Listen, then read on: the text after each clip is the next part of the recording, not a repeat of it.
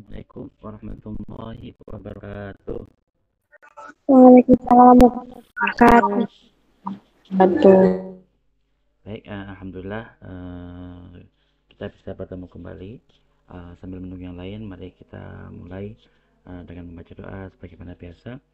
Semoga apa yang kita pelajari pada hari ini bisa senantiasa bermanfaat fid dini wa dunya wal akhirah. Amin ya rabbal alamin. Bismillahirrahmanirrahim. Naftatihul jalsa misla ma nawahu abauna wa rijaluna wa salafuna salihun.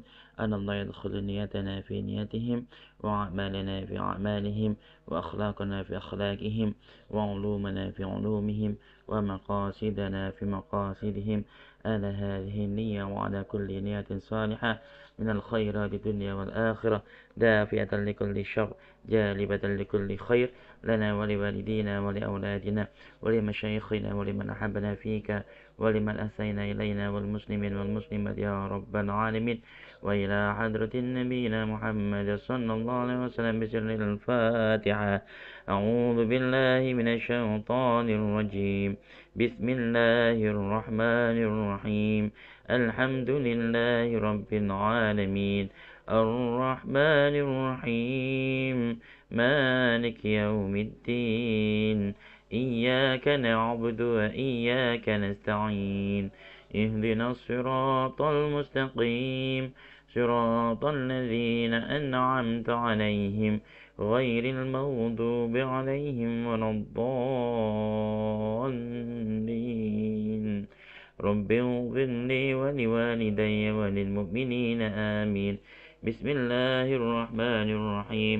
نويت التعلم وتعليما وتذكرا وتذكيرا والنفع والانتفاع والإفادة والاستفادة والحث على التمسك بكتاب الله وسنة رسوله والدعاء إلى الهدى والدلالة على الخير ابتغاء وجه الله ومرضاته وقربه وثوابه. سبحانك لا علم لنا إلا ما علمتنا إنك أنت العليم الحكيم. رب اشرح لي صدري ويسر لي أمري واحلل عقدة من لساني يفقه قولي. رضيت بالله ربا وبالإسلام دينا وبمحمد صلى الله عليه وسلم نبيا ورسولا. ربي زدني علما وارزقني فهما واجعلني من الصالحين. اللهم إنا نسألك فهم النبيين وحفظ المرسلين وإلهام الملائكة المقربين. اللهم أغننا بالعلم وزينا بالحلم وأكرمنا بالتقوى وجملنا بالعافية برحمتك يا أرحم الراحمين. اللهم اخرجنا من ظلمات الوهم وأكرمنا بنور الفهم وافتح علينا بمعرفتك وسهل لنا أبواب فضلك يا أرحم الراحمين. اللهم إني أسألك علما نافعا ورزقا طيبا وعملا متقبلا. اللهم إني استودعك ما علمتنيه فاردده إلي عند حاجتي ولا تنسنيه يا رب العالمين. اللهم أرنا الحق حقا وارزقنا اتباعه وأرنا الباطل باطلا وارزقنا اجتنابه. اللهم لا سهل إلا ما جعلته سهلا وأنت تجعل الحسن إذا شئت سهلا. آمين آمين يا رب العالمين يا مجيب السائلين يا سميع يا بصير. Baik, alhamdulillah pada malam hari ini kita masih bisa bertemu kembali dan insya Allah malam ini kita akan membahas sedikit tentang otak, masih berkaitan dengan endokrin, hormon. Nanti kita akan membahas juga tentang salah satu kelenjar penghasil hormon, yaitu kelenjar pituitari. Dan kalau nanti waktunya cukup, insya Allah kita lanjutkan dengan kelenjar tiroid. Karena kita kan ini insya Allah kita gunakan untuk mengganti dua pertemuan ya. oleh karena itu mungkin nanti kita akan akhiri jam 9 ya. Atau kalau nanti mungkin teman-teman udah capek, nanti bisa kirim WhatsApp ke saya, nanti bisa kita koordinasikan, misalkan nanti kita cari hari lain lagi. Baik, maka kita awali. Misalkan ini adalah otak kita ya, otak kita semuanya. Maka seandainya otak itu kita bagi dua ya, seperti ini, kita bagi dari depan ke belakang, itu seolah kita potong bagian sagittalnya, maka kita akan mendapati bagian semacam ini. Dan ada beberapa bagian yang nanti akan kita pelajari. Misal di sini, ya, di sini ada pituitari atau pituitary atau bahasa aslinya adalah pituitary gland, yang mana bagian ini merupakan bagian penting.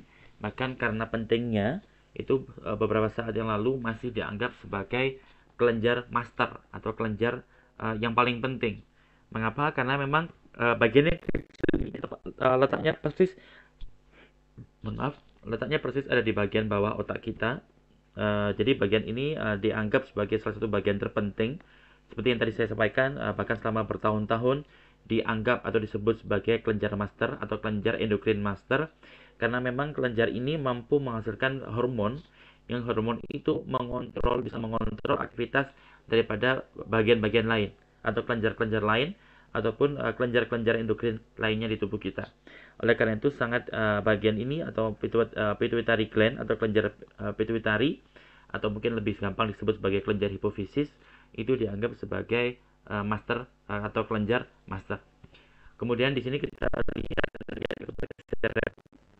kemudian di sini adalah yang bawah, dan di sini thalamus. Oleh karena itu teman-teman, bukan baru-baru ini, alasan mengapa kelenjar hipofisis yang tadi saya sebutkan sangat penting tidak lagi dianggap sebagai kelenjar master, karena belakangan diketahui bahwasanya ternyata aktivitas daripada kelenjar pituitari itu sendiri dikontrol oleh bagian lain dari otak, yaitu bagian namanya hipotalamus. Kenapa kok diberi nama hipotalamus? Ia diberi nama hipotalamus karena memang dia terletak di bagian hipo, bagian bawah dari hipotalamus, maka bagian bawahnya disebut sebagai hipotalamus. Oleh karena itu bagian ini disebut sebagai hipotalamus. Dan bagian inilah yang akhirnya diketahui merupakan salah satu regulator atau salah satu bagian tubuh kita lainnya yang berfungsi untuk mengontrol perilaku atau aktivitas dari kelenjar pituitari yang tadinya dianggap sebagai kelenjar yang sangat penting dalam konteks endokrinologi. Ya. Kemudian ini ada yang kita sebagai kelenjar pineal atau pineal gland. Kemudian ini merupakan bagian otak tengah. Kemudian ini ada pituitary. Kemudian ini merupakan sumsum yang berkaitan erat dengan saraf kita. Jadi ini merupakan otak yang dimana kita buka otak kita dari depan ke belakang, jadi dipotong secara memanjang, maka akan muncul semacam ini, dan bagian inilah yang akan kita jadi banyak pada hari ini, yaitu kelenjar pituitary atau pituitary gland atau kelenjar hipofisis. Jadi ketiga istilah itu sama saja artinya, yaitu kelenjar pituitary. Nah, kembali lagi, seandainya sekarang kita melihat otak kita semacam ini dan kita amati otak itu dari bagian bawah, karena kan kita tadi lihat kelenjar pituitary itu. Oke, kita berhenti dulu 5 menit karena ada ini. Mohon maaf. Baik, kita kembali. Jadi karena letak kelenjar pituitary kita berada di bagian bawah otak kita, maka mari kita coba pelajari bagaimana bagian bawah otak bila mana seandainya kita membuka dari arah bawah ya. Jadi kita akan mendapati tampilan semacam ini. Ya, jadi ini merupakan bagian bawah otak yang di depan bagian depan kepala, kemudian yang bawah merupakan bagian daripada belakang kepala. Maka kita bisa lihat di sini, maka ini merupakan objek bahasan kita pada hari ini, kelenjar pituitary. Kemudian di sini adalah bulbus olfactory ya, yang berkaitan dengan penglihatan. Kemudian ini merupakan traktus, jalur ya, traktus olfactory karena dia menghubungkan bulbus olfactory dengan bagian otak lainnya. Kemudian juga di sini ada traktus optik yang masih berkaitan dengan penglihatan kita ya. Kemudian ada namanya tubuh mamiler tubuh mamilar atau mammillary body yang nanti mungkin akan kita bahas kalau waktunya cukup. Kemudian juga lagi tadi saya sampaikan ini merupakan jembatan Farolli yang tadi berada di bagian ini, jembatan Farolli.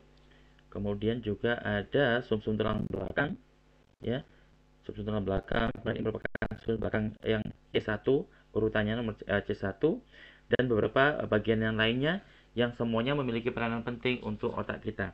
Tapi karena materi kita kali ini tentang endokrin, yaitu endokrinologi, tentang hormon, maka kita akan membuka materi kita dengan materi pertama tentang salah satu kelenjar yang sangat penting di bidang endokrinologi, yaitu kelenjar pituitari atau kelenjar hipofisis atau pituitary gland. Ya. Kemudian masih teman-teman, kalau seandainya kita buka dari tepi, ya, kita lihat dari arah tepi tadi, maka akan terlihat ini teman-teman, bahwasanya pituitary gland memang letaknya letaknya berada di bawah otak. Dan dia terdiri atas dua, ya, meskipun ada beberapa literatur menyebutkan dia terdiri atas 3 bagian, ya. Jadi di sini ada anterior, ya, anterior pituitary, bagian pituitary yang anterior, ada bagian pituitary yang namanya posterior. Ada juga yang menyebutkan ada intermediate pituitary, ya. Cuman kalau literatur yang paling umum itu mengatakan bahwasanya kelenjar pituitary itu terdiri atas 2 bagian, yaitu anterior pituitary, anterior, ya, berarti bagian dalam, dan posterior pituitary berarti bagian belakang. Keduanya ini meskipun sama-sama bagian daripada kelenjar pituitary, tapi kalau kita telusuri ke belakang tentang asal usul embriologisnya, itu mereka berasal dari garis embriologi yang berbeda. Nanti insya Allah akan kita jelaskan, ya. Kemudian maka masuk ke materi inti kita, bahwa karena kita memang materi kita adalah tentang endokrin, maka sedikit mengulangi pertemuan kita sebelumnya, bahwasanya sistem endokrin atau endokrin system kita merupakan salah satu sistem yang penting di tubuh kita, karena sistem ini berkaitan erat dengan bagaimana sel di tubuh kita berkomunikasi dengan sel lain yang letaknya bisa jadi berjauhan, ya. Sedikit mengulang bahwasanya endokrin itu berbeda dengan eksokrin, berbeda dengan autokrin, berbeda dengan parakrin, dan berbeda juga dari juxtakrin atau juxtakrin, ya. Perbedaannya apa? Kalau endokrin itu mutlak memerlukan adanya keterlibatan daripada pembuluh darah dan darah. Karena letaknya jauh dan endokrin ini tidak memiliki saluran khusus, ya. Berbeda dengan eksokrin. Kalau eksokrin itu dia sudah punya saluran khusus, ya.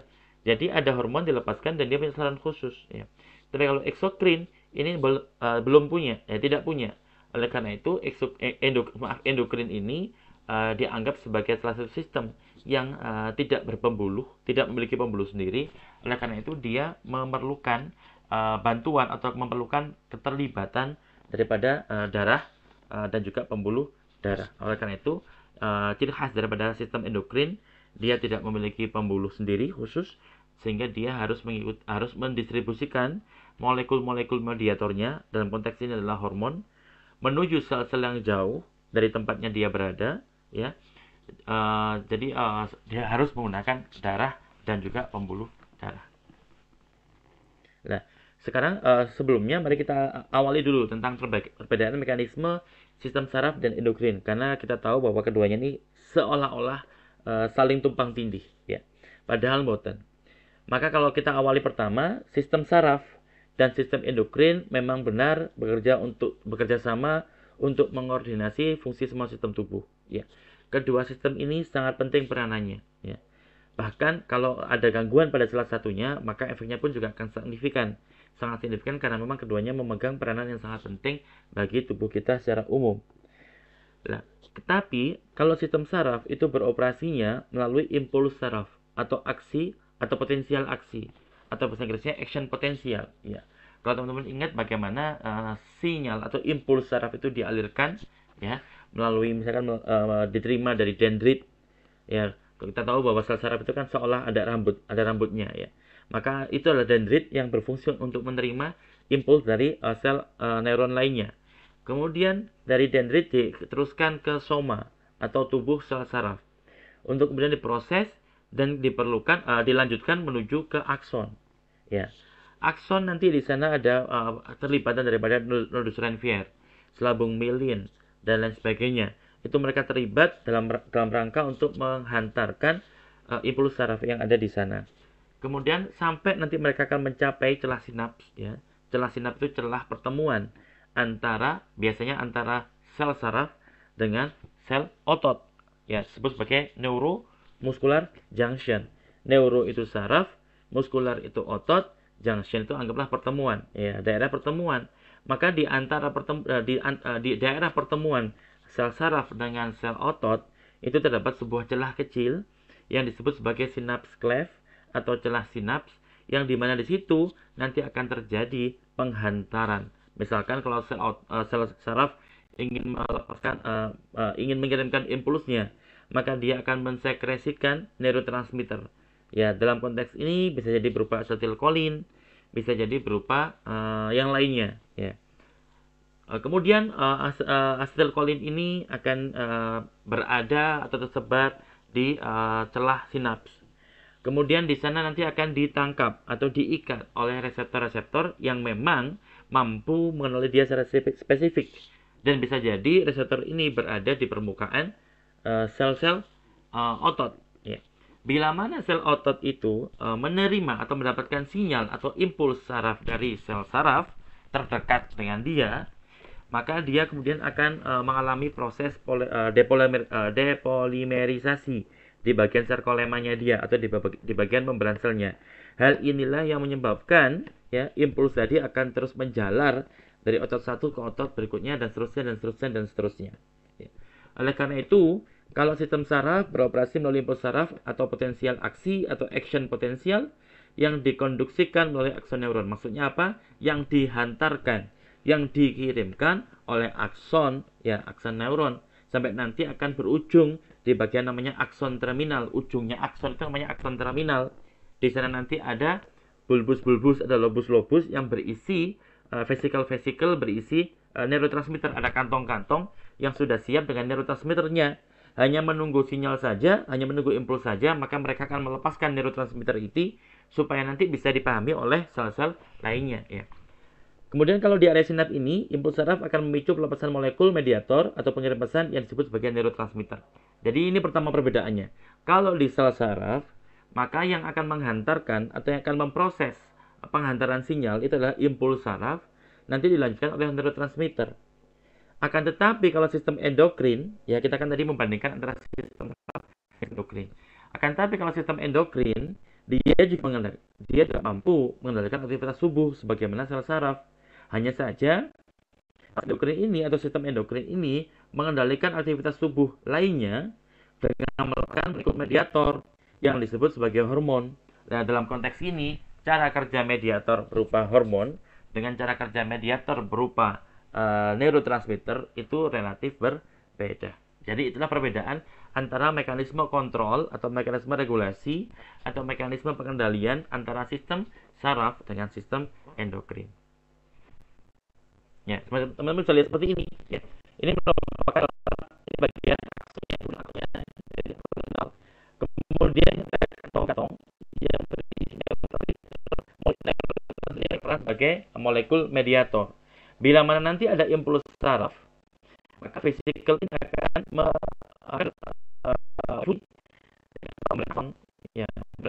untuk kemudian akan melepaskan neurotransmitter yang disimpan di dalamnya. Dia melepaskan.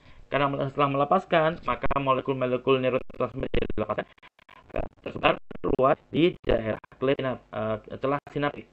Untuk kemudian mereka akan ditangkap atau diikatkan oleh protein reseptor mereka masing-masing, dan hal itulah yang menstimulus terjadinya reaksi yang dimediasi oleh kompleks interaksi antara neurotransmitter sebagai ligan dan juga protein reseptor sebagai reseptornya. Ya, jadi inilah perbedaan antara mekanisme kontrol antara sistem saraf dengan sistem endokrin. Di sini yang saya tunjukkan barusan itu adalah transmisi sinaptik, yang berarti itu merupakan bentuk komunikasi yang terjadi pada khusus sel saraf. Kalau kita membahas tentang hormon, maka hormon itu sendiri merangsang atau menggerakkan. Ya, maka hormon itu sendiri didefinisikan sebagai molekul mediator yang dilakukan oleh satu bagian tubuh tertentu, ya, kita sebut sebagai sel endokrin, ya, atau bagian endokrin, yaitu bagian yang mensekresikan molekul mediator berupa hormon. Akan tetapi molekul hormon ini diperlukan untuk meregulasi atau mengontrol atau mengatur aktivitas bagian-bagian tubuh lainnya yang letaknya berjauhan, atau sel-sel yang letaknya berjauhan dibandingkan sel-sel endokrin atau sel-sel yang melepaskan endokrin tadi, melepaskan hormon tadi. Ya, jadi itu ciri khasnya endokrin itu seperti itu. Ada sel yang memproduksi hormon, tempatnya misalkan di Tulungagung. Tapi dia mengeluarkan hormon itu untuk digunakan di Malang. Nah, karena jaraknya jauh, perlu dikirim lewat bantuan pembuluh darah dan juga darahnya. Ya. Dan itu merupakan ciri khas daripada sistem endokrin. Kenapa kok dia pakai darah? Kenapa kok dia pakai pembuluh darah? Karena memang dia tidak memiliki pembuluh khusus, ya, sehingga mereka menggunakan bantuan pembuluh darah maupun aliran darahnya. Ya. Kemudian di sisi lain, mayoritas hormon juga cairan interstisial atau cairan antar sel, dan kemudian masuk lagi ke dalam aliran darah. Ya, jadi mungkin bila mana sel itu letaknya agak jauh dari pembuluh darah, ya, maka dia akan keluar dulu menuju cairan-cairan interstisial atau cairan-cairan antar sel, ya, untuk kemudian nanti dia akan masuk lagi bila mana sudah mendekati pembuluh darah, maka dia akan masuk ke pembuluh darah. Itulah hormon. Kemudian darah yang mengalirkan hormon ke seluruh tubuh. Jadi bagian sistem lain yang bertugas untuk mengirimkan hormon atau mendistribusikan hormon ke seluruh tubuh itu adalah darah. Jadi darah merupakan sistem yang sangat penting karena dia tidak saja menyebarkan oksigen, tapi dia juga mendistribusikan hormon ke seluruh tubuh. Yang kita tahu bahwa hormon itu banyak sekali, hampir semua hormon itu berperan penting bagi kehidupan kita, baik pertumbuhan kita, perkembangan kita maupun pada progresi penyakit tertentu. Namun, ya, dalam hal ini hormon pun itu juga sangat bergantung pada peranan sistem lainnya, yaitu sistem darah, karena ternyata yang mendistribusikan hormon ke seluruh tubuh adalah pembuluh darah.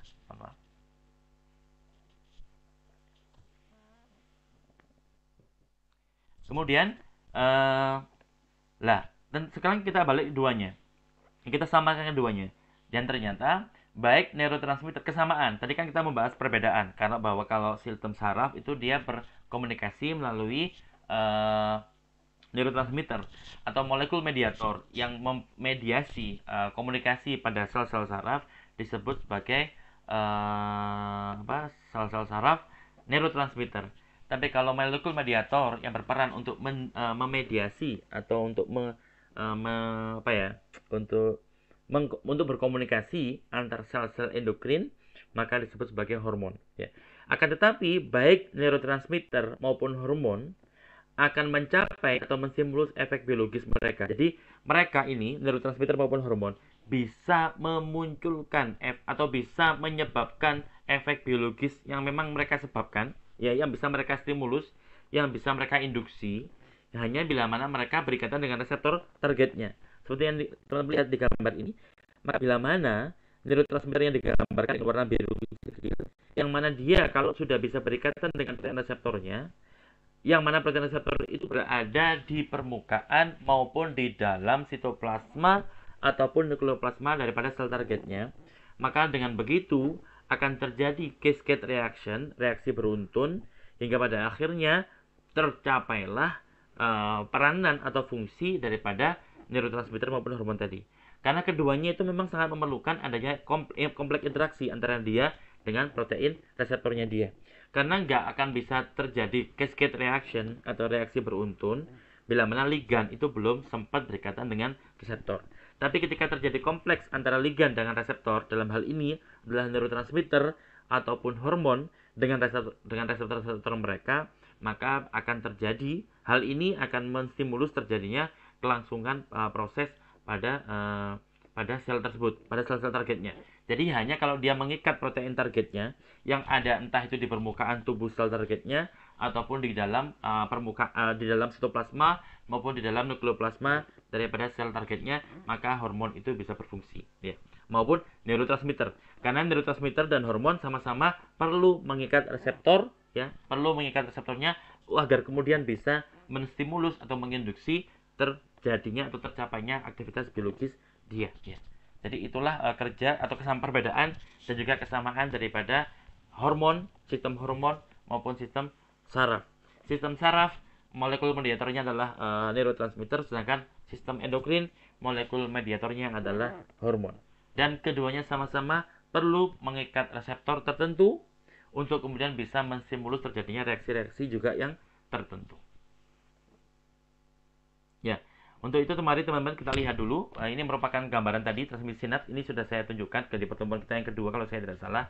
Tapi supaya tidak lupa, maka ini merupakan gambaran daripada transmisi sinaps. Kita lihat di sini teman-teman bahwa di sini yang warna kuning ya, kuning dan oranye itu merupakan bagian akson dari sel saraf. Jadi kita tahu sel saraf itu punya bagian-bagian, ada namanya dendrit yang bertugas untuk menerima sinyal atau menerima impuls saraf dari sel lainnya. Kemudian ada bagian namanya soma atau badan sel yang merupakan di mana tempatnya nukleus berada, yang berfungsi untuk koordinator, berfungsi untuk mengkoordinir, berfungsi untuk mengatur kelangsungan proses yang terjadi di dalam sel yang bersangkutan. Kemudian di sini ada bagian akson, bagian ujung ya. Di bagian ujung itu terdapat siklon kantongan. Yang kan ini sebenarnya kalau kita lihat bahan pembungkus itu adalah sama dengan pembungkusnya akson atau membran sel. Maka bila mana nanti ada impuls saraf yang datang, maka memudahkan vesikel-vesikel ini bisa berfungsi. Untuk kemudian setelah berfungsi dia akan mengeluarkan semua hormon-hormon yang memang dianggap masih diperlukan. Mengeluarkan neurotransmitter yang memang diperlukan untuk melanjutkan persinyalan, entah itu menuju sel-sel otot maupun menuju bagian-bagian yang lainnya. Maka mari kita lihat di sini, kita fokus.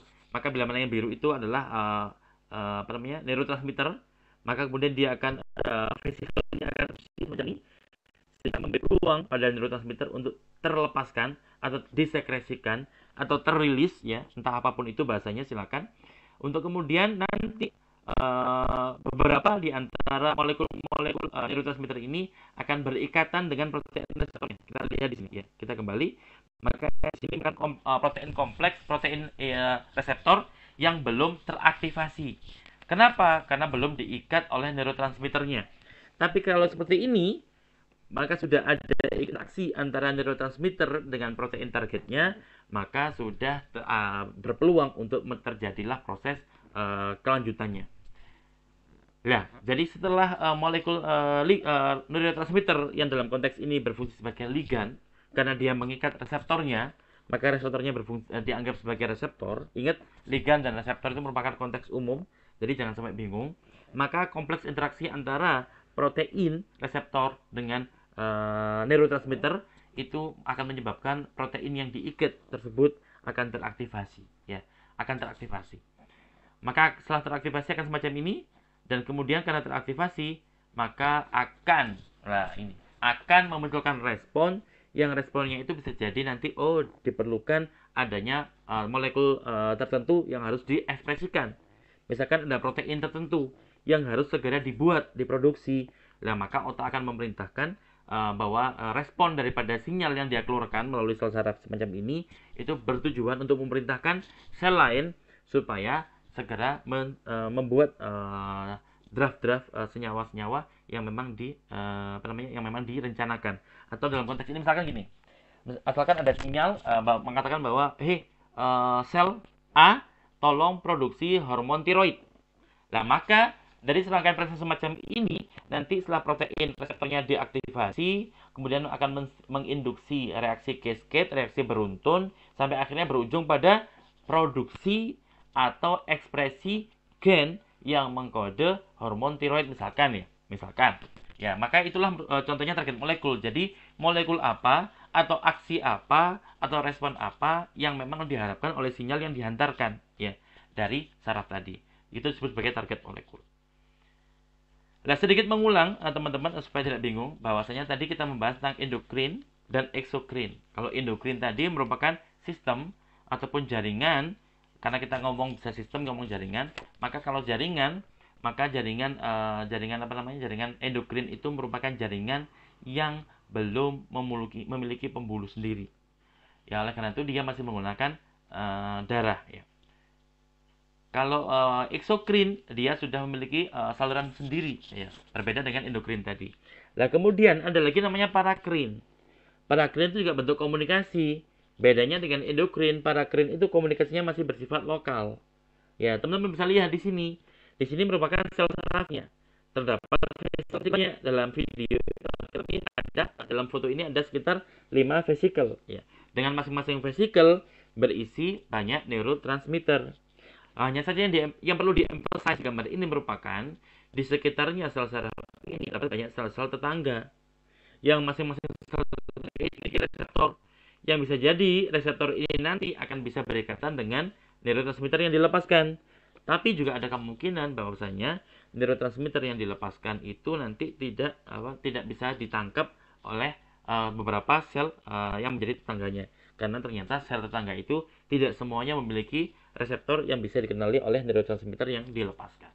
Kalau sekarang kita ngomong komunikasi yang sifatnya lokal, misalkan di sini yang mengeluarkan sinyal atau mengeluarkan molekul adalah sel saraf, maka kemudian bila mana molekul ini dilepaskan, molekul dilepaskan ke lingkungan ekstraseluler dan ada sel lain yang menangkap dan ternyata sel itu berbeda dengan sel yang melepaskan tadi, maka maka mekanisme semacam itu disebut sebagai parakrin.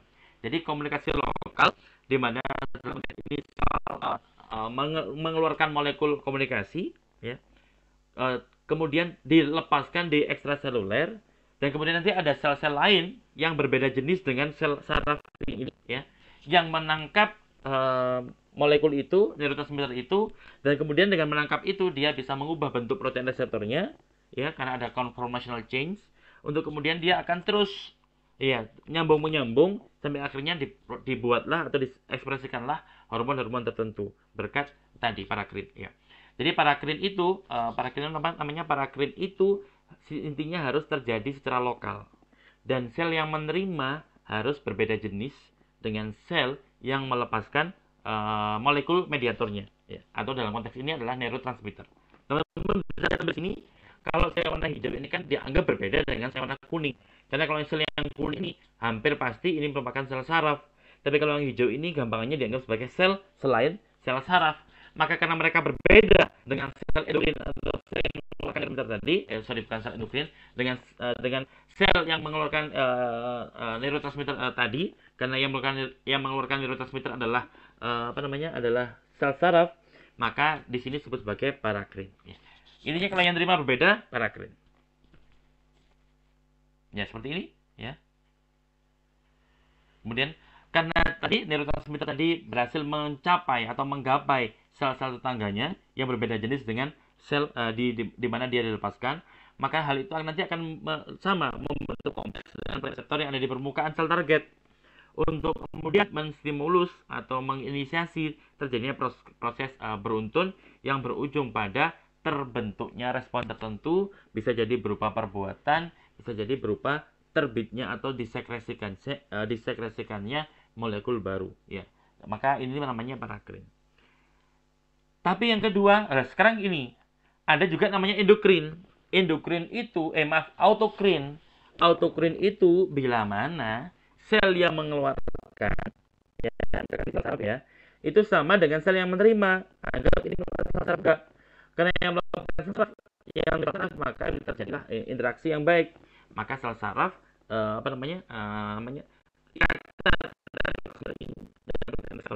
akan menstimulus atau menyebabkan terjadinya aktivasi reseptor hingga akhirnya hal tersebut akan menginisiasi terjadinya reaksi cascade atau reaksi beruntun di dalam sel target mereka ya. Ini kalau sel yang menerimanya ternyata sama, ternyata kalau sel yang menerima adalah yang mengeluarkan merupakan adalah sel saraf dan yang menerima adalah sel saraf juga, maka itu disebut sebagai parakrin ya. Parakrin tapi yang sifatnya sejenis ya. Tapi juga ada ilmuwan yang menyebutkan itu sebagai autokrin ya. Jadi autokrin itu bisa berupa tadi dia melepaskan molekul mediator ke lingkungan sel. Kemudian molekul itu ditangkap oleh sel lain ya yang sejenis ya. Yang sejenis ya, kalau autokrin itu adalah sejenis ya, tapi harus letaknya berdekatan. Atau ternyata kalau autokrin itu juga sama. Autocrane itu bisa jadi kalau dia sendiri yang mengeluarkan dan dia sendiri yang menangkapnya, ya. Maka melepaskan neurotransmitter, ya. Kemudian neurotransmitter ini ternyata akan diintipkan sel saraf misalkan, ya. Maka itu disebut sebagai autocrane, ya, auto sendiri, otomatis, ya.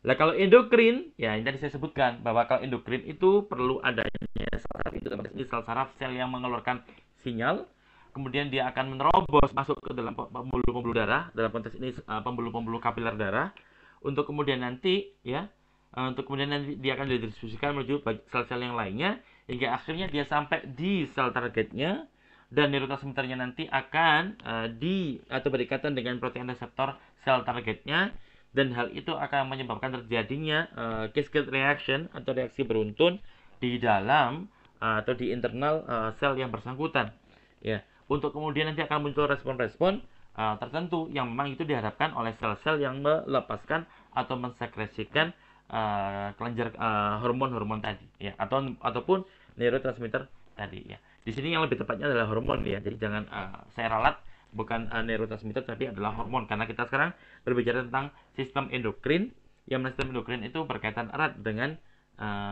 hormon-hormon kita, ya. Mohon maaf, saya minum dulu, izin.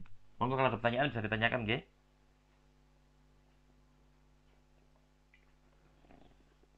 Baik. Ya kalau soalnya kalau saya nggak minum sudah mulai mengantuk ini, ya. Mohon maaf. Baik, kita kembali ke kelanjutannya, ya, bahwasanya ini contoh, ya teman-teman. Insya Allah tadi sudah jelas, tapi ini juga sudah saya sampaikan di materi kita yang kedua, ya, ketiga. Maka sekarang mari kita perjelas dengan melihat video yang sangat baik menurut saya, dan insya Allah nanti teman-teman akan saya jelaskan kembali di akhir video ini, ya. Cells have a variety of ways of using chemicals to communicate with each other. An important means of intercellular communication in the nervous system is synaptic transmission, in which one neuron releases neurotransmitter molecules onto another. The neurotransmitter molecules bind to and activate receptors on the target cell. The activated receptors then activate target molecules within the cell. Other receptors act as ion channels that transduce the chemical signal into an electrical signal. Other well-characterized forms of chemical communication include paracrine signaling. In paracrine signaling, a cell releases signaling molecules that activate nearby target cells with appropriate receptors. Paracrine signaling acts over a longer distance than synaptic transmission. Another form of chemical communication, called endocrine signaling, refers to the secretion of hormones into the bloodstream. The hormones thus reach tissues throughout the body. Those cells with appropriate receptors become activated. Chemical signaling of any sort requires several components. A molecular signal that transmits information from one cell to another. A receptor molecule that transduces the information provided by the signal. And a target molecule that mediates the cellular response. The part of this process that takes place within the confines of the target cell is called intracellular signal transduction. Within the cell, the signal is typically amplified.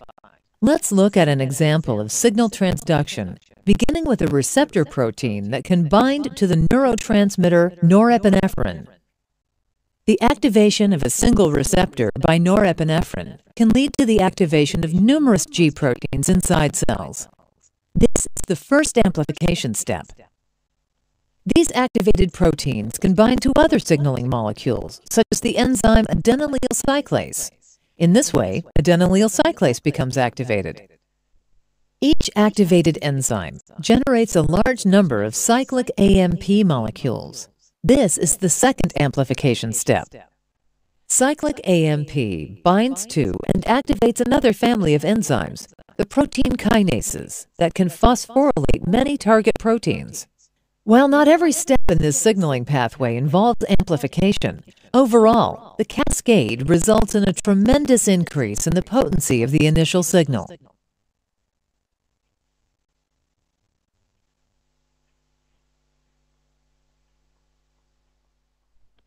Oke. Jadi itu tadi teman-teman sekalian, insya Allah bisa dipahami. Jadi bahwasanya apa namanya, tubuh kita, sel-sel penyusun tubuh kita itu juga perlu berkomunikasi dengan sel-sel lainnya. Ada banyak jenis komunikasi. Ada komunikasi yang jaraknya sangat dekat, ada yang agak jauh tapi masih relatif lokal, ya. Yang sangat dekat itu misalkan yang terjadi di celah-celah sinaps, itu terjadi sangat dekat, oleh karena itu namanya celah, ya. Atau juga yang terjadi secara parakrin.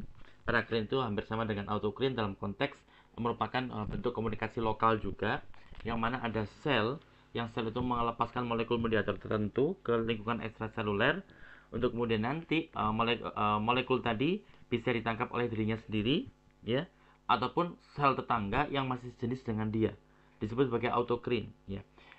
Atau molekul itu, sel itu bisa juga melepaskan molekul mediator ke ekstraseluler untuk kemudian nanti ditangkap oleh sel lain, sel tetangga, yang mana sel tetangga itu ternyata berbeda jenis dengan sel yang melepaskan sinyal atau molekul mediator tadi. Maka dalam konteks ini disebut sebagai parakrin. Kalau kita berbicara tentang radius, parakrin itu relatif lebih jauh dibandingkan sedikit lebih jauh dibandingkan jarak yang terjadi ketika komunikasi berupa sinyal sinaps transmission atau transmisi sinaps. Jadi urut-urutannya yang paling pendek itu adalah transmisi sinaps, dilanjutkan kepada autokrin, parakrin, dan yang ketiga juxtakrin. Nah, juxtakrin saya belum jelaskan. Kalau juxtakrin itu adalah bila mana ada sebuah sel yang sel itu ingin berkomunikasi dengan sel yang lainnya, maka dia memiliki molekul protein tertentu di permukaan sel itu. Jadi ada sel yang dia tuh sudah mengeluarkan molekul tertentu di permukaan tubuhnya. Untuk kemudian sel ini ingin berkomunikasi dengan sel lainnya, yang sel lainnya itu juga memiliki molekul tertentu di permukaan tubuhnya, di permukaan selnya. Jadi sama-sama keduanya memiliki molekul tertentu yang menempel atau yang muncul di permukaan selnya. Kalau kita bayangkan seperti ada sel satu yang mengulurkan tangan, dan sel yang kedua juga sama-sama mengulurkan tangan. Bila mana keduanya ini berinteraksi atau kedua orang tadi bersalaman, maka itulah yang disebut sebagai komunikasi juxtakrin, yaitu komunikasi yang melibatkan interaksi fisik antara kedua molekul, antara kedua sel dengan melibatkan molekul-molekul yang ada di permukaan selnya. Itu namanya adalah juxtakrin. Jadi insya Allah jelas nih, karena pekan depan ya juxtakrin semacam itu. Maka kemudian tadi setelah sinyal atau molekul mediator tadi ditangkap oleh reseptor yang ada di permukaan sel targetnya, maka di dalam sel itu akan terjadi namanya adalah cascade signaling atau signaling pathway atau jalur persinyalan beruntun, ya, atau apa tadi, cascade reaction, reaksi yang beruntun. Jadi ternyata sinyal yang diterima di luar tubuh itu seringkali dianggap kurang maksimal, sehingga perlu kurang kuat, sehingga perlu diamplifikasi, diperbanyak atau diperkuat, ya. Dan di tubuh kita, di sel-sel kita itu ada mekanisme khusus yang memang mekanisme itu untuk mengamplifikasi sinyal yang masuk, ya. Dalam hal tadi misalkan teman-teman mungkin bisa saya tunjukkan.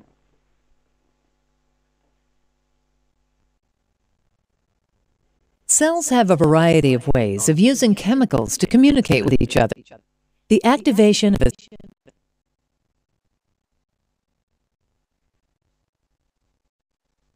in this way, ya, jadi urutannya seperti ini, teman-teman. Urutannya adalah molekul mediator, dalam konteks ini adalah norepinefrin. Yang norepinefrin ini pastinya nanti akan mengikat reseptornya. Yang reseptor itu ada di permukaan membran sel targetnya. Kemudian the activation of a single receptor by norepinephrine. Iya, mohon maaf ini ternyata berhenti tadi, ya. Jadi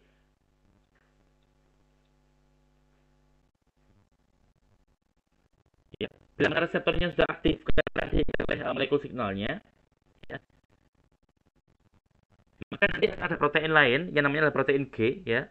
Protein G, yang mana protein G nanti akan mendekat atau teraktivasi atau akan membentuk kompleks dengan protein reseptor yang sudah teraktivasi. Kenapa kok teraktivasi? Karena sudah terjadi kompleks ikatan antara norepinefrin atau ligan tadi yang ini merupakan neurotransmitter mengikat reseptor. Gara-gara itu reseptornya menjadi aktif, dan reseptor aktif dia akan mengikat protein yang disebut sebagai protein G, dan G ini nggak cuma satu, 2, 3, jumlahnya ada 3, ya. nanti ada beberapa kriteria namanya, ada beberapa nama, saya lupa namanya, tapi kalau nggak salah alfa, beta, gamma, nanti bisa dicek ya.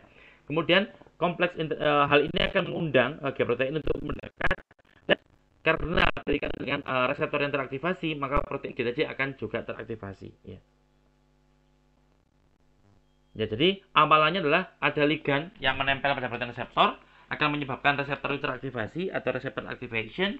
Kemudian juga nanti hal itu akan menyebabkan teraktivasinya protein G.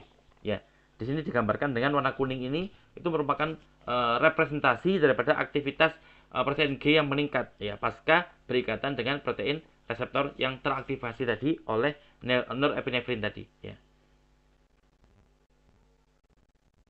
Sehingga protein G akan teraktivasi. Dan ternyata teraktivasinya protein G itu merupakan amplifikasi tahap 1. Ya. Jadi amplifikasi tahap 1 itu terjadi ketika protein G teraktivasi pasca dia berikatan dengan reseptor yang juga sudah teraktivasi sebelumnya. Kemudian protein G tadi yang sudah teraktivasi akan menempel, akan berinteraksi juga dengan enzim namanya adalah adenylyl siklase. Dan adenylyl siklase ini merupakan enzim yang dia bisa mengubah molekul namanya AMP ya. AMP untuk menjadi ATP ya, akan jadi ATP. Yang mana ATP nanti akan diperlukan oleh protein namanya protein kinase, yang mana saya dulu bekerja ketika di Jepang. Protein kinase ini diperlukan, yang mana protein kinase ini merupakan enzim juga. Ingat belakangnya enzim. Yang mana enzim ini nanti akan mengkatalis reaksi kimia yang namanya fosforilasi, yaitu penambahan gugus fosfat pada targetnya. Targetnya bisa jadi berupa protein maupun molekul-molekul yang lainnya. Jadi kalau tadi produksi CAMP oleh adenylyl siklase tadi itu merupakan second amplification, amplifikasi yang kedua. Kalau fosforilasi protein ya, banyak sekali protein yang bisa difosforilasi oleh protein kinase yang diaktifasi oleh CAMP, yang ditimbulkan, yang diproduksi oleh adenylyl siklase, yang adenylyl siklase itu diaktifasi oleh protein G yang teraktivasi, yang protein G diaktifasi oleh reseptor yang teraktivasi, yang reseptor teraktivasi itu diaktifkan oleh ikatan yang terbentuk antara dia dengan neurotransmitter yang namanya adalah norepinefrin. Dalam konteks ini norepinefrin merupakan molekul sinyal atau molekul mediator yang dikirimkan oleh sel-sel endokrin yang letaknya jauh di sana. Well, Ya. Kemudian di sini kembali ya, beberapa molekul mediator itu masih perbedaan mekanisme kontrol atau pengendalian antara sistem saraf dengan sistem endokrin. Ya. Kalau beberapa molekul mediator itu dapat berfungsi sebagai neurotransmitter maupun hormon. Jadi ada molekul-molekul mediator yang dia itu juga neurotransmitter, yang dia juga hormon. Ya. Contoh norepinefrin yang tadi. Ya. Maka norepinefrin ini disekresikan oleh sel-sel saraf postganglionik simpatik sebagai neurotransmitter. Tapi di kasus lain, dia juga bisa disekresikan oleh sel kromafin yang letaknya ada di medula adrenal sebagai hormon. Jadi tergantung siapa yang mensekresikan, fungsinya dia bisa berubah. Ya, di sini akan saya tunjukkan video daripada norepinefrin.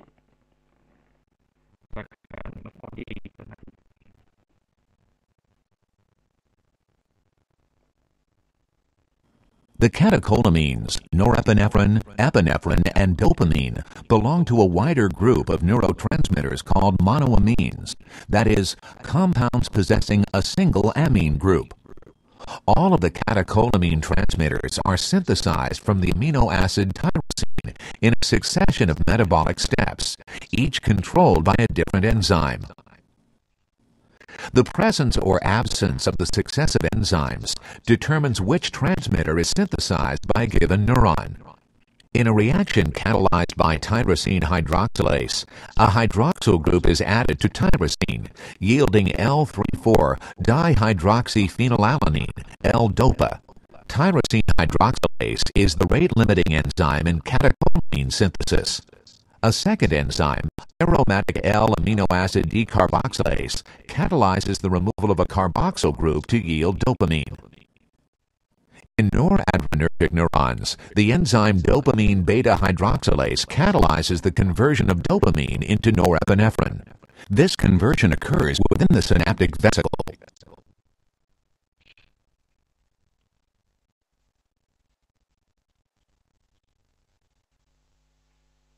Neurons in the brain that release norepinephrine, abbreviated NE, are located throughout the brainstem, most notably in the locus ceruleus. Because norepinephrine is also known as noradrenaline, norepinephrine-producing cells are said to be noradrenergic. The output of the noradrenergic locus ceruleus cells extends broadly throughout the cerebrum, including the cerebral cortex and the thalamic nuclei. In addition, the output of these cells projects prominently to the cerebellum, pons, and spinal cord. Because of this wide distribution of projection paths, noradrenergic cells of the locus ceruleus are believed to modulate many behavioral and physiological processes, including mood, overall arousal, attention, and sexual behavior.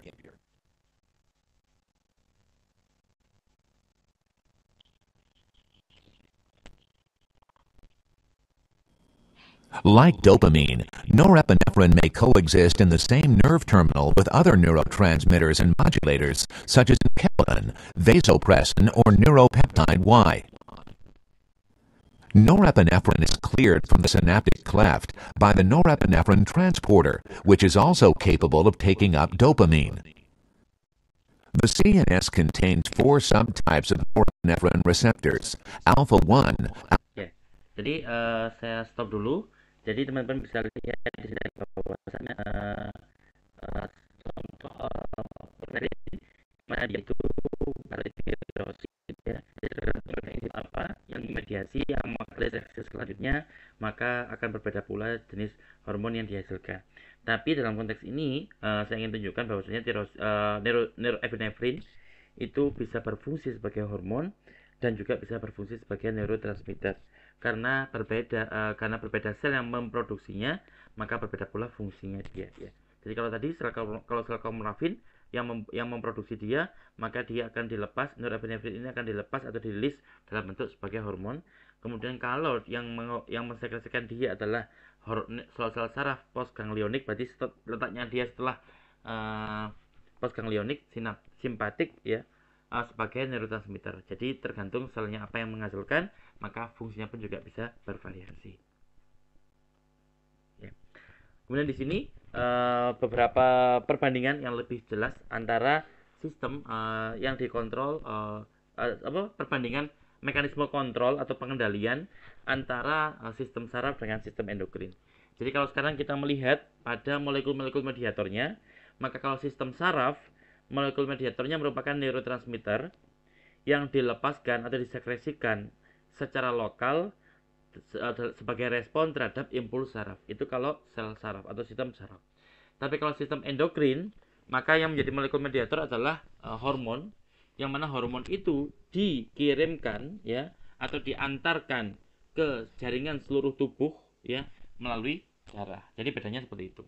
Kemudian tentang situs mediator aksinya, tentang situs daripada aksi mediatornya. Jadi lokasi yang menjadi lokasi daripada aksi mediatornya atau aksi molekul mediatornya. Maka kalau sistem saraf itu letaknya berdekatan dengan situs pelepasannya atau situs pensekresiannya. Jadi di mana molekul itu dilepas, disekresikan, maka letak kerjanya dia juga ada di daerah yang berdekatan dengan tempat dia disekresikan tadi, ya, yaitu di sinaps. Ya.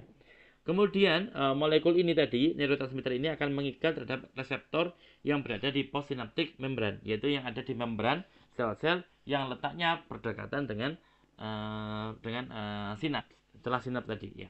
Namun kalau endokrin, maka dia situs aktivitas dia itu letaknya jauh daripada tempat dia dilepaskan, disekresikan. Meskipun ini adalah masih kebiasaannya, biasanya ya. Yang kemudian nanti dia akan mengikat protein reseptor yang berada baik itu di permukaan sel targetnya maupun di sitoplasma sel targetnya maupun juga di dalam nukleus sel targetnya. Jadi itulah perbedaan antara sistem saraf dengan sistem endokrin bila mana kita berbicara tentang situs yang menjadi aksi mediatornya ya.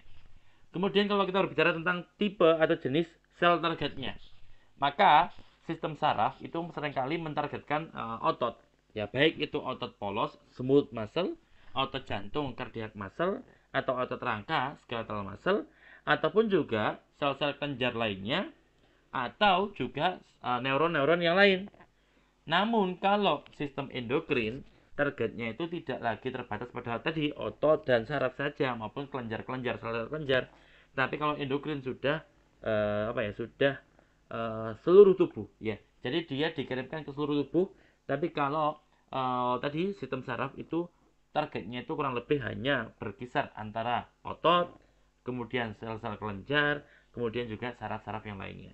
Ingat di sini ilmu itu berkembang. Jadi di sini saya menggunakan buku tahun 2014. Jadi mungkin saja ada perubahan dalam konteks ini, tapi bila mana memang belum ada perubahan, maka memang benar bahwasanya tipe sel yang menjadi target daripada sistem saraf itu sifatnya lokal, karena dia seringkali hanya mentargetkan otot dan juga sel-sel kelenjar dan juga sel saraf. Tapi kalau sistem endokrin, seluruh tubuh adalah target daripada dia. Bagian tubuh mana saja yang berbeda atau betul-betul tolongan, maka akan segera ditolong oleh sel-sel endokrin dengan cara melepaskan endokrin ke dalam darah untuk kemudian ditangkap oleh sel-sel yang semacam ini tadi. Ya. Kemudian berikutnya, time to onset of action, waktu yang diperlukan untuk melihat atau mendapatkan efek yang pertama. Ya. Jadi kalau sistem saraf itu biasanya berada dalam rentang milisecond, ya, 1000 of second, jadi 1/1000. Ya, mili itu kan 1000, ya, senti itu 100, ya. Ya benar nggih, milisecond, second, terus kemudian apa? Ya, itulah intinya seper beberapa ribu, beberapa ribu ya. Karena kan biasanya beberapa milisecond, berarti seper beberapa ribu. Waktu yang diperlukan oleh sistem saraf untuk bisa menunjukkan responnya dia terhadap impuls saraf tertentu. Tapi kalau sistem endokrin itu bisa jadi ada yang hanya hitungan detik sudah muncul efeknya, tapi juga ada sampai beberapa jam, bahkan beberapa hari untuk mendapatkan efek atau untuk melihat aksi atau pengaruh daripada sistem endokrin tadi. Ya. Kemudian kalau kita berbicara tentang durasi, berapa lama daripada aksi yang masing-masing tadi, maka biasanya kalau durasi of action, berapa lama aksi itu terjadi ya, kayak tadi aksi yang dijalankan oleh sel-sel saraf, maka biasanya itu sekitar dalam hitungan milisecond, ya, beberapa detik, kurang dari 1 detik, ya. Tapi kalau sekarang kalau sistem endokrin, maka dia biasanya bisa jadi sampai berhari-hari, seconds, ataupun sampai hitungan berhari-hari, atau bahkan juga ada yang ditemukan hanya dalam hitungan beberapa detik saja. Jadi sangat bergantung pada sifat ataupun faktor-faktor lain untuk mengaruhi kecepatan, untuk mempengaruhi kapan durasi yang tercepat untuk mendapatkan hasil, kemudian kapan juga bagaimana jenis-jenis selnya, kemudian kalau kita melihat mediator aksinya, situsnya di mana, jauh atau dekat dari tempat dia disekresikan, itu juga bisa kita lihat dari dua perbandingan semacam ini tadi. Next. Nah, sekarang sedikit ya. Kalau kita ditanya di mana saja sih letaknya kelenjar endokrin manusia, maka ini merupakan tempat kelenjar endokrin manusia. Yang akan kita bahas hari ini nanti adalah kelenjar tiroid. Ya, insya Allah kalau cukup kelenjar tiroid kita bahas. Tapi kemudian kita akan membaca dulu tentang kelenjar pituitari. Ya, ini kelenjar pituitari. Yaitu kalau kita lihat di sini, dia masih berada di bawah otak kita. Ya, kelenjar pituitari yang dia mendapatkan banyak sinyal dari hipotalamus. Kenapa kok disebut sebagai hipotalamus? Karena lokasi dia ketika dulu hijrah ke hipotalamus, ketika dia itu berada di bawah daripada talamus, ya. Jadi ada sebagian otak namanya talamus, maka dia letaknya berada di bagian bawah daripada talamus tadi, maka namanya merupakan hipotalamus, ya. Jadi ini merupakan beberapa bagian yang di mana letak kelenjar endokrin manusia.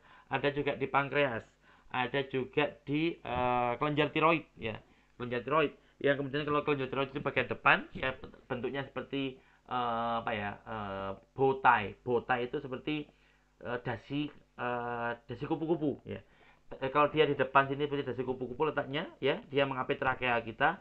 Tapi juga di bagian belakangnya dia itu ada namanya kelenjar paratiroid, ya. Jadi paratiroid itu seperti ini, itu letaknya berada di bagian belakang daripada kelenjar tiroid, ya. Kemudian pankreas, ada kelenjar adrenal yang letaknya berada di ginjal, ya bagian atas daripada ginjal, ya, kulit. Jadi bagian yang merupakan kelenjar daripada endokrin manusia. Nah ini yang tadi teman-teman tentang parakrin dan juga autokrin. Insya Allah teman-teman sudah paham jelas tentang ini, perbedaan antara endokrin atau circulating hormones dengan local hormones, atau yang tadi dijelaskan dalam konteks sebagai parakrin dan juga autokrin. Teman-teman mungkin lihat ini, autokrin melepaskan hormon tertentu, kemudian hormon ditangkap sendiri. Untuk apa? Biasanya untuk supaya tumbuhnya lebih cepat, ya, atau untuk tumbuh terus, ya. Jadi sel kanker itu karena dia pingin cepat tumbuh dan pingin bebas daripada kejaran sel-sel imun kita, maka sel-sel kanker ini biasanya memproduksi untuk kemudian dia akan terus membelah dan terus membelah, ya. Tapi kalau parakrin, ya semacam ini, yang menjadi target daripada molekul yang dia sekresikan, ya, maka kemudian nanti molekul mediatornya meningkat reseptornya, sehingga terjadi tadi reaksi cascade atau reaksi beruntun di dalam internal sel targetnya. Nah, kemudian kalau beda lagi, kalau tadi kan beberapa ada hormon, ada neurotransmitter yang sifatnya adalah hidrofilik, yang dia larut dari air. Karena dia larut di air, dia bisa didistribusikan di darah secara langsung. Hanya saja kalau dia bersifat hidrofilik atau dia sangat menyukai air, ya, biasanya molekul contoh-contoh semacam ini, proses-proses semacam ini atau molekul-molekul semacam ini itu nggak bisa masuk langsung ke dalam sel. Karena di sel itu kan membran selnya itu tersusun atas apa? Atas lemak, lipid bilayer. Karena lemak, maka molekul-molekul yang tidak terbuat dari lemak tidak bisa, ya, tidak mampu menembus langsung, ya. Tapi kalau molekul-molekul lain yang berasal dari yang bahan dasarnya merupakan lipid, ya, makanya disebut sebagai lipid soluble hormone, maka hormon-hormon ini akan bisa larut di dalam lemak. Karena bisa larut di dalam lemak, maka dia notabene bisa langsung menerobos membran sel, yang mana membran sel itu terdiri atau tersusun atas lipid bilayer, lemak. Sehingga molekul-molekul semacam ini, ya, free hormone, dia nggak bisa langsung didistribusikan lewat darah. Dia perlu dibantu oleh transport protein. Karena kalau dia kan sifatnya hidrofobik, ya, maksudnya dia tidak suka sama air, sehingga dia perlu bantuan untuk bisa berenang di air. Yang bantu siapa? Namanya protein transport, ya, atau protein vehicle, ya, yang membantu daripada hormon tadi supaya bisa didistribusikan lewat darah. Tapi intinya dia tidak bisa kalau tanpa dibantu oleh protein transport tadi. Kemudian karena dia berasal dari lemak, maka dia akan masuk menerobos membran plasma atau membran sel, untuk kemudian nanti, ya, dia akan berikatan dengan reseptor yang entah itu ada di sitoplasma maupun itu yang ada di dalam sitoplasmanya yang selama ini kita bahas, ya. Sampai di sana dia berikatan reseptornya. Ini tadi molekul hidrofilik, dia akan menempel pada reseptor di permukaan sel. Tapi karena sekarang adalah hidrofobik, yaitu lipid soluble hormones, maka dia perlu masuk lagi ke dalam sel itu untuk kemudian nanti akan menginisiasi proses biologis yang terjadi di dalam sel, untuk kemudian nanti akan dilanjutkan berupa apa? Berupa transkripsi DNA, transkripsi gen, dihasilkan RNA. mRNA akan dikirim keluar ke plasma, akan diterjemahkan oleh ribosom hingga muncullah protein baru. Inilah mekanisme aksi hormon yang larut dalam lemak atau lipid soluble hormone, yang mana dia bisa langsung masuk ke dalam sel yang menjadi targetnya dia, ya. Karena memang fiturnya dia memang terbuat dari bahan yang berasal dari lipid, sehingga dia bisa langsung menerobos membran sel yang juga berasal dari lipid. Sebaliknya, karena dia berasal dari lipid, maka dia tidak bisa berenang atau tidak bisa didistribusikan di dalam tulang, di dalam pembuluh darah tanpa dibantu oleh protein transport yang berfungsi untuk mengangkut dirinya, ya, itu tadi, ya. Mohon maaf, saya minum dulu.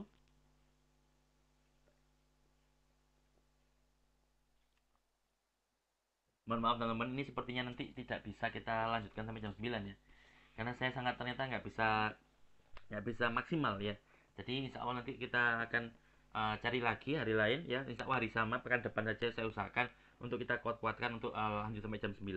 Kita mulai seperti biasa jam 8.15, tidak terlambat seperti tadi.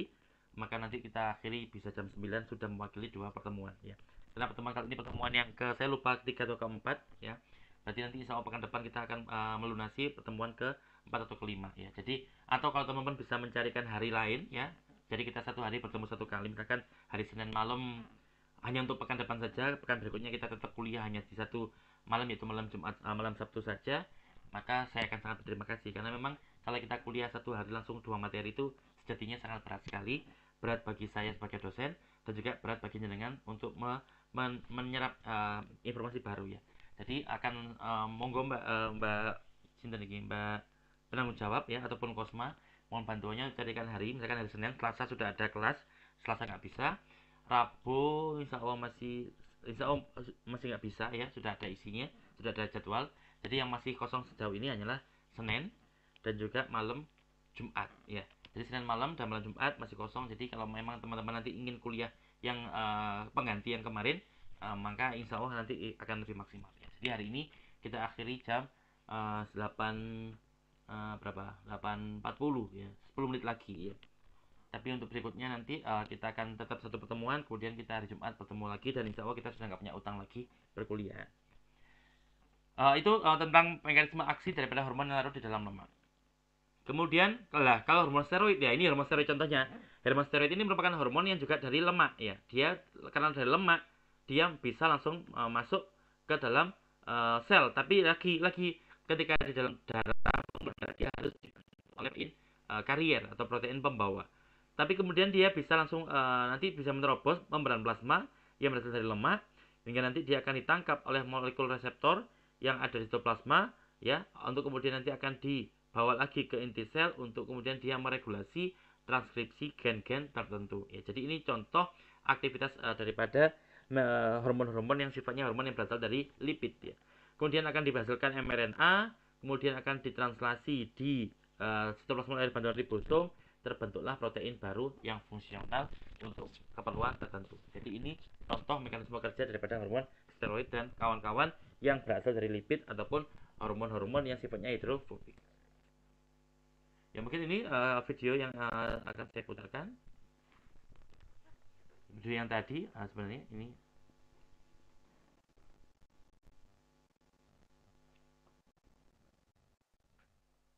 Steroid hormones are not water-soluble. They travel in the blood attached to protein carriers. When steroid hormones arrive at their target cells, they dissociate from their protein carriers and pass through the plasma membrane of the cell. Some steroid hormones bind to specific receptor proteins in the cytoplasm and then move as a hormone receptor complex into the nucleus.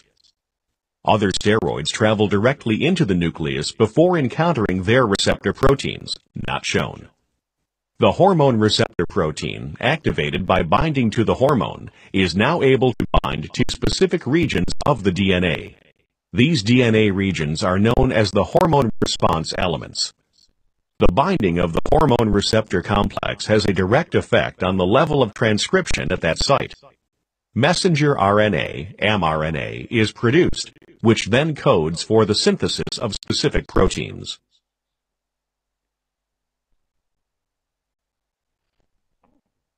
Ya, itu tadi tentang mekanisme aksi daripada hormon-hormon yang tidak larut di air atau sifatnya hidrofobik seperti steroid tadi.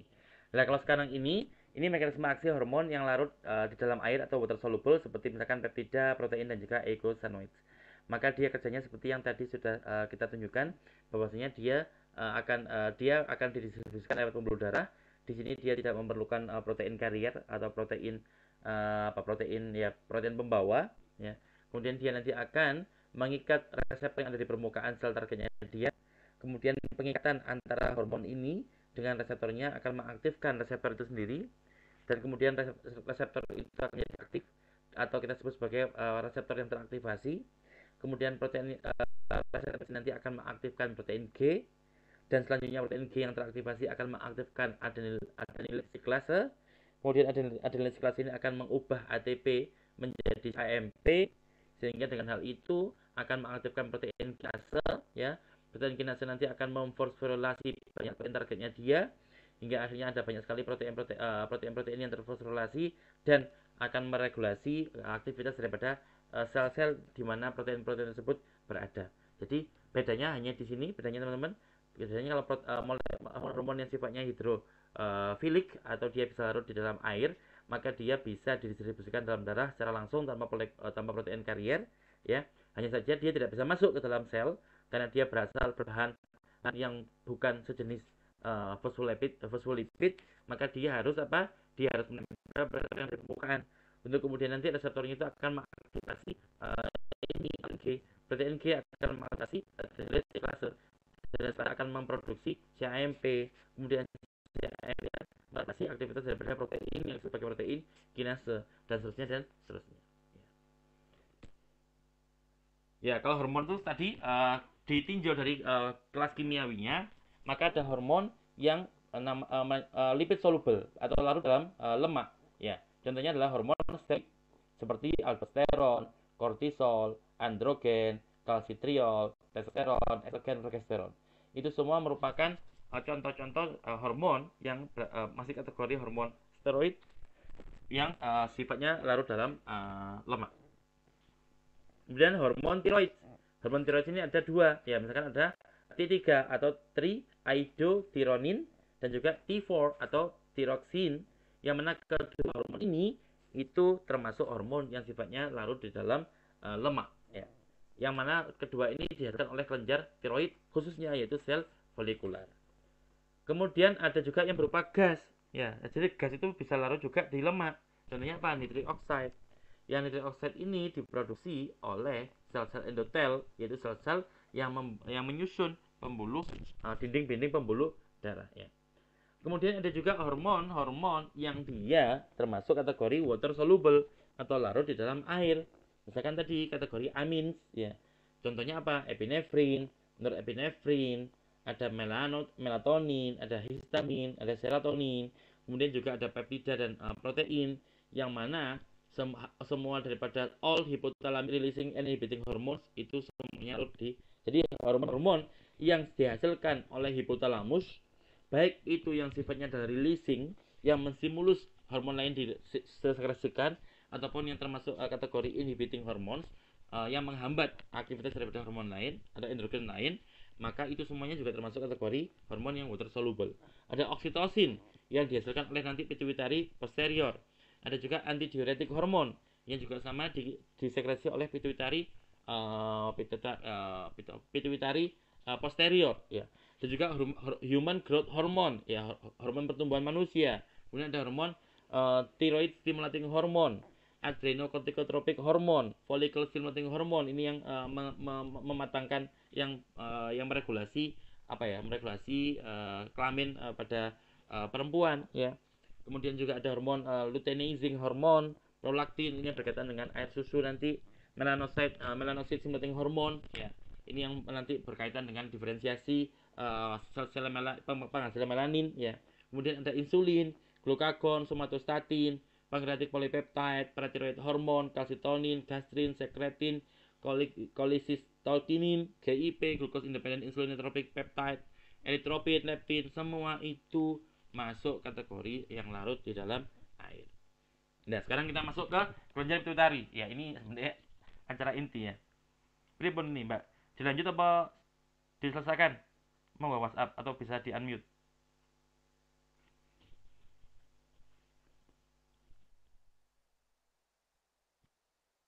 Aduh, gitu semua ini. Ayo.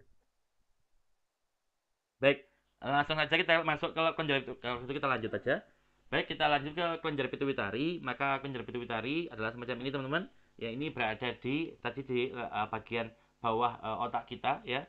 Ya, yang disebut sebagai kelenjar pituitari atau kelenjar hipofisis atau pituitary gland, ya. Maka tampilannya seperti ini, teman-teman bisa lihat bahwa pituitary gland semacam ini berada persis di bawah bagian lain namanya hipotalamus. Yang hipotalamus itu berada di bawahnya talamus, hipotalamus, kelenjar pituitari atau kelenjar hipofisis, ya. Kemudian teman-teman juga bisa lihat di sini, ini juga tampilan lain daripada kelenjar pituitari adalah persis di bawahnya hipotalamus, dan hipotalamus adalah persis juga berada di bawahnya talamus. Ini juga merupakan kelenjar pituitari. Jadi kalau kita lihat dari berbagai macam sudut, insya Allah teman-teman sudah bisa memperkirakan kira-kira di mana letak daripada kelenjar pituitari. Maka ini timeline kelenjar pituitari teman-teman. Jadi dia terdiri dari dua bagian yang sangat terkenal, yaitu adalah anterior pituitari, yang kedua adalah posterior pituitari. Anterior itu kan depan, posterior itu belakang. Kemudian dia itu menggantung di struktur yang semacam tangkai, semacam batang itu yang disebut sebagai infundibulum, ya infundibulum. Kemudian juga di sini ada hypothalamic neurosecretory cell. Jadi sel-sel neurosecretory yang berada di hipotalamus seringkali nanti dia akan merilis atau mensekresikan ya hormon-hormonnya untuk kemudian dilanjutkan di pembuluh darah yang mengalir ke kelenjar pituitari untuk kemudian nanti akan menginduksi atau merangsang dihasilkannya hormon lain oleh kelenjar tiroid, oleh kelenjar pituitari, ataupun bahkan menghambat produksi daripada hormon-hormon tertentu pada kelenjar pituitari. Nah, jadi ini teman-teman bisa lihat bahwa pituitary gland atau kelenjar pituitari itu letaknya persis berada di bawah hipotalamus. Ya, mungkin ini insya Allah sudah jelas tadi ya. The pituitary gland is a very important ductless gland which releases a number of different hormones into the blood. About the size of a baked bean, it's found just below the base of your brain, and it's controlled by the hypothalamus just above. The hypothalamus is a very important region of the brain, involved in controlling many of the body's functions, including maintaining temperature, appetite, metabolic rate, and reproduction. The pituitary gland represents one route through which the hypothalamus can influence the rest of the body.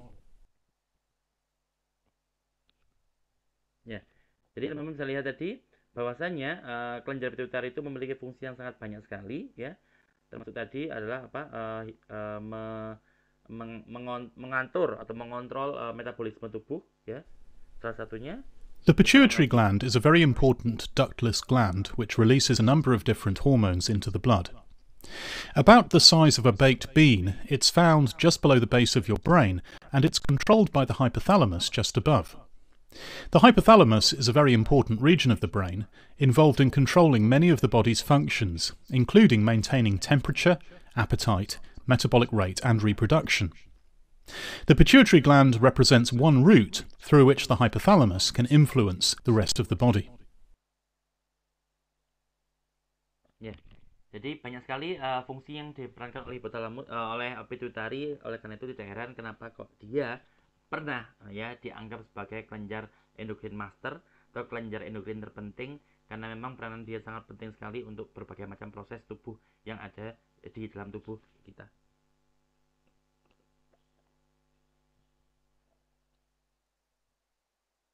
What is your pituitary gland and what does it do? This important but tiny pea-sized organ is often called the master gland, and it sits at the base of your skull just under your brain. You can't survive without it, as it produces hormones essential for your body's most vital functions, including growth, reproduction, metabolism, and water balance. The anterior pituitary produces and releases hormones essential for controlling growth, metabolism, stress responses, and reproduction, whilst the posterior pituitary releases hormones important for childbirth, social bonding, and regulating your body's water balance. These hormones are released into your bloodstream to act on their targets around the body. The pituitary gland plays a critical role in maintaining balanced levels of these hormones, a process known as homeostasis. If homeostasis is disrupted by hormone levels that are too high or too low, the pituitary acts to correct the imbalance. But what if this goes wrong? An overactive or underactive pituitary can lead to serious conditions. For example, overactive production of growth hormone in childhood can lead to gigantism, whilst underactivity can lead to abnormal development with children being very short. Robert Wadlow, the tallest man ever to have lived, reached a height of 8 foot 11 inches due to gigantism. If your pituitary stimulates overproduction of steroid hormone from your adrenal gland, it can cause a condition called Cushing syndrome. This messes with your metabolism, leading to serious symptoms, including weight gain, high blood pressure, and diabetes.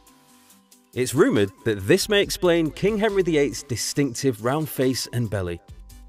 The good news is that pituitary problems are often simple to manage, by inhibiting excessive hormone release, through medicine or surgery, or by taking hormones to boost low levels. Your pituitary gland is hugely important for your overall health, and as the master gland, it makes sure that all your essential hormones are working in balance. You can learn more about the pituitary gland on the You and Your Hormones website. Ya, jadi itu tadi barusan bahwasanya memang kelenjar pituitari itu sangat penting ya, meskipun saat ini sudah bukan lagi dianggap sebagai master gland ya atau kelenjar master, tapi tetap fungsinya luar biasa banyak.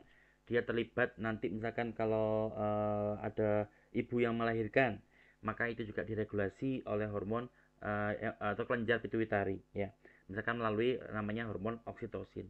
Atau juga misalkan kita sedang kepanasan, sedang terlalu dingin atau intinya proses pembuangan urin itu juga bisa diregulasi oleh kelenjar pituitari. Kemudian juga tentang contohnya apa lagi ya, tentang kelahiran, kemudian tentang menyusui ya, menyusui juga dipengaruhi oleh hormon dari kelenjar pituitari. Jadi kemudian tentang tadi kalau kelebihan hormon-hormon dari pituitari bisa berakibat pada munculnya gigantisme atau tubuh seseorang menjadi terlalu besar ya. Atau sebaliknya kalau kurang itu juga bisa menghasilkan kekerdilan ya. Jadi itulah sebab-sebab yang bisa ditimbulkan bila mana hormon pituitari itu tidak maksimal. Jadi banyak sekali sangat penting, jadi sangat penting untuk dijaga, meskipun tadi disebutkan bahwasanya saat ini kalaupun ada masalah itu masih sudah bisa diatasi relatif, kedokteran kita sudah bisa mengatasi atau sudah memiliki beberapa alternatif solusi bila mana terjadi penyakit-penyakit tertentu. Baik, mungkin itu saja. Nanti insya Allah ini akan kita lanjutkan di pertemuan berikutnya karena sudah sangat tidak kondusif waktunya dan terlalu malam ya. Jadi mari kita tutup pertemuan kita. Semoga apa yang kita pelajari sedikit hari ini bisa bermanfaat di dunia wal akhirah. Mohon maaf kalau kurang maksimal kalau malam hari ya. Semoga nanti kita bisa temukan hari karena kita sudah mendekati UTS. Jadi insya Allah sebentar lagi kita akan bisa bertemu di jam normal bagaimana yang sudah diagendakan sejak awal. Ya baik, tapi mohon Mbak, saya dicarikan hari pengganti ya, untuk pengganti pekan lalu. Jadi kalau bisa di luar hari Jumat ya, saya rekomendasikan hari Senin malam kalau memang sanggup, atau kemudian kalau tidak di hari Kamis malam Jumat. Insya Allah pekan depan masih kosong di 2 malam itu, tapi selanjutnya selain itu masih insya Allah sudah penuh ya. Tapi kalau misalkan bisa lebih pagi itu lebih bagus lagi ya. Baik, mari kita tutup dengan membaca doa. Semoga apa yang kita pelajari bisa bermanfaat di dunia dan akhirat. Bismillahirrahmanirrahim. Rabbana anfa'na bima 'allamtana, Rabbi 'allimna alladhi yanfa'una, Rabbi faqihna wa faqih ahlana wa qarabatin lana fi dinina ma ahli al-qudri unsa wa dhakar. Rabbi wafiqna wa wafiqhum lima tartadi qawlan wa fi'lan karama warzuqil kulla halalan daima wa akhilna atqiya ulama nahda bil khairi wa nukfa kulla shar. ربنا أصلح لنا كل شؤون وأكر بالرضا منك العيون واقض عنا ربنا كل الديون قبل أن تأتينا رسل المنون واغفر استر أنت أكرم من ستر وصلاة الله تغشى المصطفى من إلى الحق دعانا والوفاء بكتاب فيه للناس شفاء وعلى الآل الكرام الشرفاء وعلى الصحب المصابه الغرر. اللهم اهدنا بهداك واجعلنا ممن يسارع في رضاك ولا تولنا وليا سواك ولا تجعلنا ممن خالف أمرك وعصاك. وحسبنا الله ونعم الوكيل، نعم المولى ونعم النصير، ولا حول ولا قوة إلا بالله العلي العظيم. وصلى الله على سيدنا محمد وعلى آله وصحبه وسلم والحمد لله رب العالمين. يا ربنا اعترفنا بأننا اقترفنا وأننا أسرفنا على لظى أشرفنا فتب علينا توبة تغسل كل حوبة واستر لنا الأورات وآمن الروعات واغفر لوالدينا ربي ومولودينا والأهل والإخوان وسائر الخلان وكل ذي محبة أو جيرة أو صحبة والمسلمين أجمع. آمين رب فاسمع فضلا وجودا منا لا باكتساب منا بالمصطفى الرسول نحظى بكل سول صلى وسلم ربي عليه عد الحب وآله وصحبه عداد طاش الصحب والحمد للإله في البدء والتناهي والحمد للإله في البدء والتناهي سبحانك اللهم وبحمدك أشهد أن لا إله إلا أنت أستغفرك وأتوب إليك والسلام عليكم ورحمة الله وبركاته.